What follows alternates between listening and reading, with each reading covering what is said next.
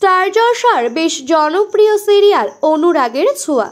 টিআরপির প্রয়োজনে বর্তমানে এই সিরিয়ালে অনেকটাই পরিবর্তন লক্ষ্য করা যাচ্ছে।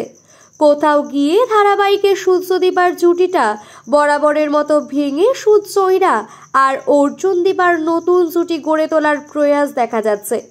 যদিও এমন গল্পের মোড় দেখে দর্শকের বেশিরভাগ বেশ ক্ষুব্ধ। তারা চান না সূর্য আর দীপাকে অন্য কারোর সাথে দেখতে।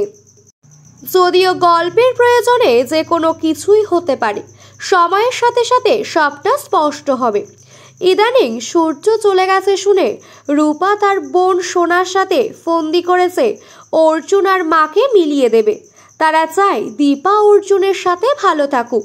সেই মতো রূপা মাঝে মাঝে অর্জুনকে অর্জুন ড্যাডি বলে ডাকছে দীপার আড়ালে। তবে দীপার সামনে যখন এই সত্যিটা আসে, দীপা স্পষ্টত না করে দেয়। কিন্তু ততক্ষণে রূপার মুখে এই অর্জুন ড্যাডির ডাক শুনে ফেলে সূর্য। সে আবার নতুন করে দীপাকে ভুল বোঝে।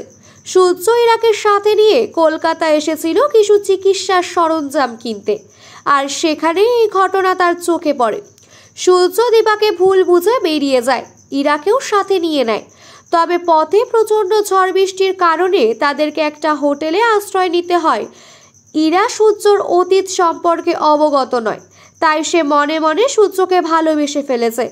তাই সূর্যর সান্নিধ্য পেয়ে ইরা বেশ খুশিতে ডগমগ হয়ে যাচ্ছে।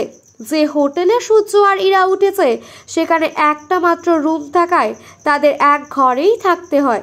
সূর্য আপত্তি করলেও আপত্তি ছিল না ইরার। আর এখানেই বাধে গন্ডগোল। পুলিশ হঠাৎ করেই রেড করে সেই হোটেলে এবং সেখানে একসাথে এক রুমে থেকে সূর্য আর ইরাকে ধরে পুলিশ। মিডিয়া সূর্যকে আর ইরাকে একসাথে দেখে সূর্যকে নানান প্রশ্নে জর্জরিত করতে থাকে। এই খবর সোশ্যাল মাধ্যমে দীপার কাছেও পৌঁছে যায়। দীপা সেখানে ছুটে গেলে সূর্য দীপা আবার মুখোমুখি হয়, কিন্তু সূর্য দীপাকে বলে সে অনেক নিচে নেমে গেছে, তাই তাকে বিশ্বাস না করতে। আসলে সূর্য এই অপমানটাই ভেঙে গেছে আবার।